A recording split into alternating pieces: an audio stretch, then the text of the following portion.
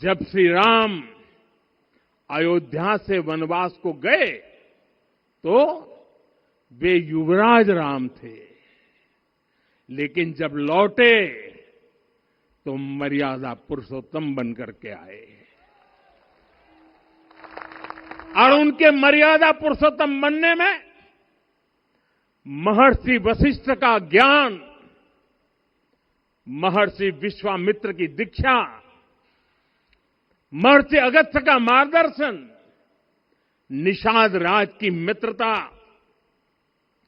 मां शबरी की ममता, भक्त हनुमान का समर्पण, इन सब की अनगिनत ऐसे लोगों की महत्वपूर्ण भूमिका रही है।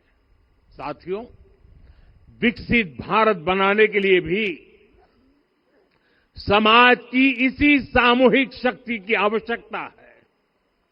मुझे बहुत खुशी है कि राम मंदिर का दिव्य प्रांगण भारत के सामूहिक सामर्थ्य की भी चेतना स्थली बन रहा है। यहां सप्त मंदिर बने हैं। यहां माता शबरी का मंदिर बना है, जो जनजातीय समाज के प्रेम भाव और आतिथ्य परंपरा की प्रतिमूर्ति है। यहां निषादराज का मंदिर बना है। ये उस मित्रता का साक्षी है जो साधन नहीं, साध्य को, उसकी भावना को पूजती है। यहां एक ही स्थान पर माता अहिल्या है, महर्षि वाल्मीकि है, महर्षि वशिष्ठ है, महर्षि विश्वामित्र है, महर्षि अगस्त्य है और संत तुलसीदास है। रामलला के साथ साथ इन सभी ऋषियों के दर्शन भी यहीं पर होते हैं। यहां जटायु जी और गिलहरी की मूर्तियां भी हैं, जो बड़े संकल्पों की सिद्धि के लिए हर छोटे से छोटे प्रयास के महत्व को दिखाती है। मैं आज हर देशवासी से कहूंगा कि वो जब भी राम मंदिर आए तो सप्त मंदिर के दर्शन भी अवश्य करें।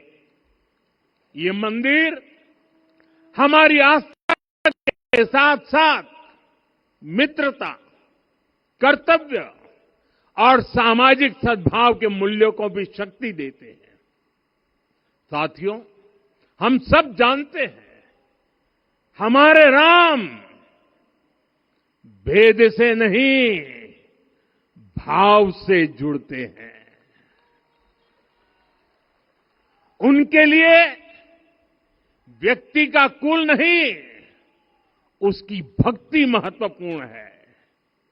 उन्हें वंश नहीं, मूल्य प्रिय है।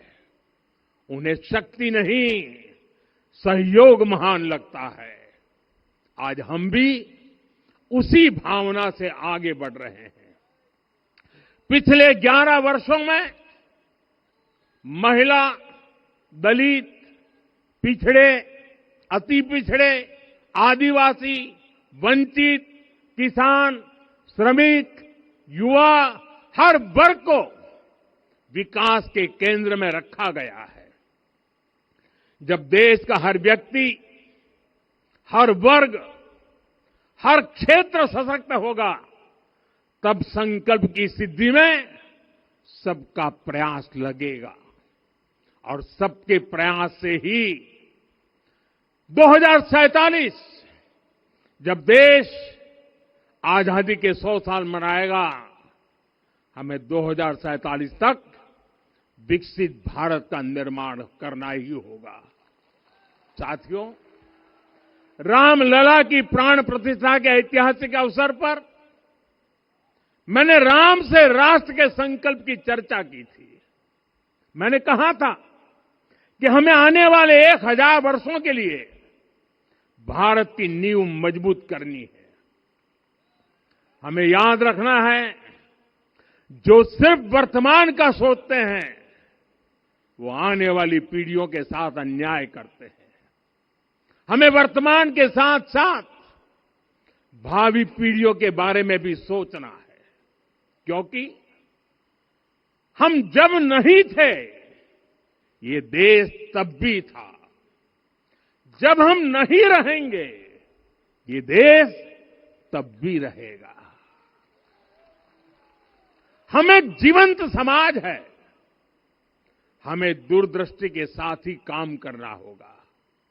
हमें आने वाले दशकों, आने वाली सदियों को ध्यान में रखना ही होगा। और साथियों, इसके लिए भी हमें प्रभु राम से सीखना होगा। हमें उनके व्यक्तित्व को समझना होगा, हमें उनके व्यवहार को आत्मसात करना होगा। हमें याद रखना होगा, राम यानी आदर्श, राम यानी मर्यादा, राम यानी जीवन का सर्वोच्च चरित्र, राम यानी सत्य और पराक्रम का संगम। दिव्य गुणे शक्र समो रामः सत्य पराक्रमः। राम यानी धर्म पथ पर चलने वाला व्यक्तित्व। रामः सत्पुरुषो लोके सत्यः सत्यपरायणः। राम यानी जनता के सुख को सर्वोपरि रखना, प्रजा सुखत्वे चंद्रस्य। राम यानी धर्म और क्षमा का दरिया। वसुधाया क्षमा गुणे है। राम यानी ज्ञान और विवेक की पराकाष्ठा। बुद्ध या बृहस्पति तुल्य। राम यानी कोमलता में दृढ़ता। मृदु पूर्वज भाषते। राम यानी कृतज्ञता का सर्वोच्च उदाहरण। कदाचन नोपकारेण कृति नैकेन तुष्यति।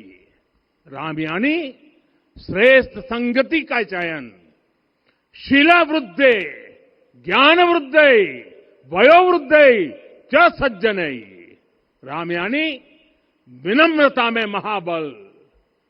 वीर्यवान च वीर्येण महता स्वेन विस्मितः। राम यानी सत्य का अडिग संकल्प। न च अनुत्र कथो विद्वान। राम यानी जागरूक, अनुशासित और निष्कपट मन।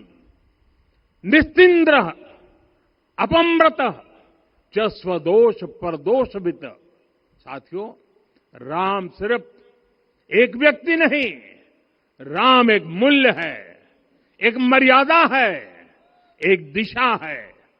अगर भारत को साल 2047 तक विकसित बनाना है, अगर समाज को सामर्थ्यवान बनाना है, तो हमें अपने भीतर राम को जगाना होगा।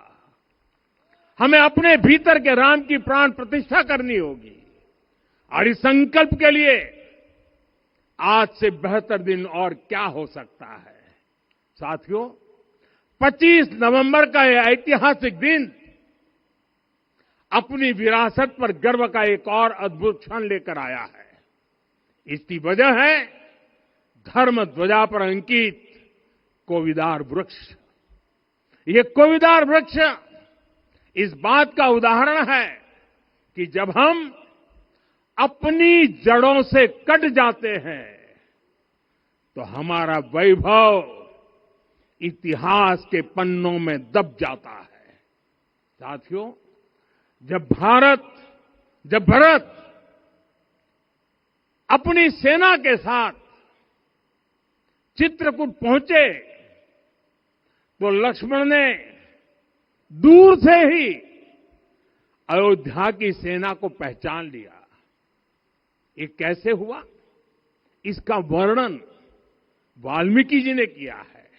और वाल्मीकि जी ने क्या वर्णन किया है? उन्होंने कहा है, विराजित उद्गत स्कंधम कोविदार ध्वजः रथे। लक्ष्मण कहते हैं, राम, सामने जो तेजस्वी प्रकाश में विशाल वृक्ष जैसा ध्वज दिखाई दे रहा है, वही अयोध्या की सेना का ध्वज है। उस पर कोविदार का शुभ चिन्ह अंकित है।